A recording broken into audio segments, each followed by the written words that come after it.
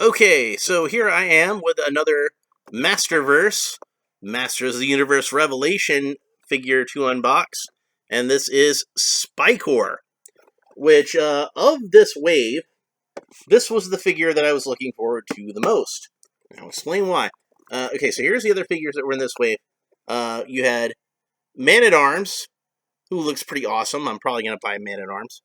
And you have Beastman, which, he looks fine. I'd probably prefer a more traditional look for Beastman. I'd be more excited about this figure if he came with his armor, which I know he's not wearing his armor in this design on the show, but that doesn't mean he couldn't have come with it as, extra stuff. You could always take it off of him if you want it to be show accurate. Not that big a deal. And then you have, this version of Tila that I don't care for. But they're going to do a more classic version of Tila coming up. So I will buy that figure. I was pretty impressed by that one. But yeah, I'm sorry, man. I'm not feeling that Revelation design of Tila. I know, I'm not alone there. But anyway, so in my last video where I reviewed the Origins version of the Green Goddess, the Eternian Goddess, I spent something like 20 minutes going over the comic book and the package and all this kind of stuff, and I don't want to do that with Spikor this time out. I want to just get to the meat and potatoes. Let's go ahead and open them up. So the main reason I was looking forward to Spikor is, as I've mentioned before many times on this channel, I was a big fan of Masters of the Universe Origins. But I was also, at that time, a guy who worked at a movie theater, and I couldn't really afford to buy all of them. So there were a few that I missed out on, and Spikor was one of them. And in fact, for reasons I can't fathom, I never actually had Spikor in the vintage line either. Which is really strange to me, because he seems to me like a character I would have liked. Because most of the characters that I like in Masters of the Universe are ones who fit in with that barbarian sort of aesthetic. Like, if you can imagine them fighting Conan the Barbarian, yeah, they'd probably fit in with my world of He-Man. So, so guys like, Merman, Fisto, etc., those were the guys. Now, there were some exceptions, I like Trapjaw, even though he's kind of a steampunky looking guy. And I liked Manny Faces. And even there were some barbarian figures that, I didn't really care for. Ram Man certainly fits in with the barbarian aesthetic, but not fond of that figure. On the other hand, Spikor was one that, he fits in with that barbarian aesthetic. He's obviously some kind of hideous monster. He's got spikes on his armor. That's kind of cool. He's got, the furry boots like He-Man had even. It's kind of a rarity in the villains. I would say the only thing about him that's really particularly science fiction-y is this prosthetic, which, maybe that was why I didn't get Spikor when I was a kid, come to think of it, because you can see the spikes at the end of this trident. Yeah, it wasn't like that in the original toy. He had little balls at the end of the trident. And I'm like, how are you supposed to stab somebody with that? It's all coming back to me now. I think that was the thing that ruined Spikor for me. I think that's the reason I never got him.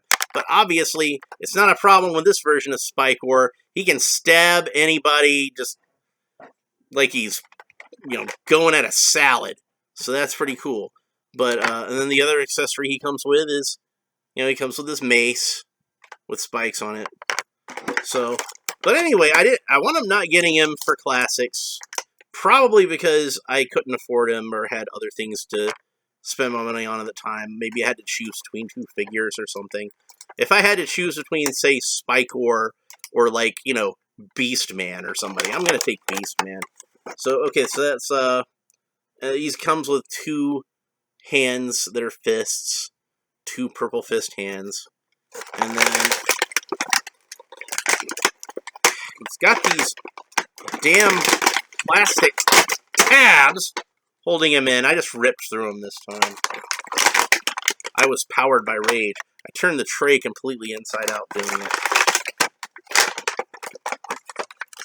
Man, I can't tell you how much I hate the little plastic tabs. They're worse than the rubber bands. Like, I didn't think such a thing was possible, yet here we are. Alright, so now we got Spikor out of the package. And I gotta figure out which way to twist his arms to get them in, more neutral position. And man, these shoulder joints are really tight. Almost where I don't have it facing the right direction. So, I don't want to try to force it because I don't want to break it. I'll probably hit it with a hairdryer later, but right now that's as far down as I can get his arm to go. I'm not gonna break an action figure of trying to move his arm, just to make a video. His head sculpt is great.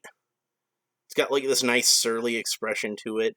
I don't know how accurate this is to the original Spikor, because like I said, I didn't have the original Spikor, but I do think he's pretty cool looking. I'm pretty sure he's got less spikes on his armor than the original Spikor had, but they made the spikes larger and more protrusion-y, so that makes up for it. I'm guessing that's probably because this was a design that they made for an animated series, and they probably didn't want to be drawing hundreds of spikes over and over and over again. So it's like, give him 6 on the front and 9 on the back, and that'll be plenty. That'll keep us busy enough. So his hand had a really tight grip getting the club in there, the mace, whatever you want to call it. I wrapped the hand grip around there to help hold it in his hand, just like I did with the vintage figures. It looks like, to me, this armor is removable. There's little tabs on the side. I don't know if I'm going to fool with it right now, though. I'm imagining underneath he's got the same torso that He-Man and Skeletor had, just now it's cast in purple plastic instead of flesh or orange, like He-Man was, that weird sort of jaundiced skin color. So I'm going to take his hand off, because we don't remember Spikor as having another hand, do we? No, we remember him as having this trident-type weapon, and it looks like I accidentally popped the armor open anyway. So since I popped it open accidentally anyway, we can take a little peek under there. Yeah, see, it's the same chest as He-Man, I'm pretty sure. So we'll get that back closed. And to me, something's a little off about this. And I think I know what it is that you just replace the hand with it, and it just kind of, it doesn't even really look like it's necessarily a prosthesis. It looks like it could just be that he's got his hand inside of this orange box. Now, if we look at the design on the back of the package, though, we can see that on the artwork, it replaces his whole forearm. So I think they kind of dropped the ball with this a little bit. I think probably what they should have done is made it so this device goes around the whole forearm instead of just plugging in at the wrist there. And that would have been a lot more accurate to what we expect Spikor to look like. But if you're disappointed in the way that they handled his prosthetic arm there, what I would suggest you could do, and what I'm probably going to do anyway, is I'm just going to put the hand back in there, and this is going to be like the prequel version of Spikor. I might buy another one of these at some point and see if I can do something a little better with this, but I kind of don't want to mess them up right now. Once these become a little more plentiful, and like I could find one at a Target or something, I was able to snag this one off of Amazon for about retail price. But maybe once they do that, I might try to do a little bit of customizing with this trident and see if I can make something a little more impressive. It seems like it's solid. Like, this part seems like it's pretty solid. Maybe I could Dremel it out or something. I don't know. I'll have to put some thought into it. But anyway, that's pretty much it for Spikor. Good figure. If you're like me and you weren't able to get this character for Classics, he should work with Classics pretty well. So if you just want a Spikor to go on your shelf with those, that's fine. I gotta take a few points off for like I feel like they kind of dropped the ball with the prosthetic arm. I think they could have done a better job with that. So he'd be like maybe an 8 out of 10, maybe a 7. But it's still a good figure, and it's worth picking up if you want to represent this character in the Masterverse / Classics scale. So yeah, Spikor, pretty cool. That's it for this episode. Thanks for watching. If you enjoyed it, please like and subscribe and all the fun YouTube stuff down below. Leave a comment telling me what you think about Spikor and this particular iteration of Spikor, and which version of Spikor do you think is best. So that's pretty much it for next time, or for this time. We'll talk to you next time. Bye.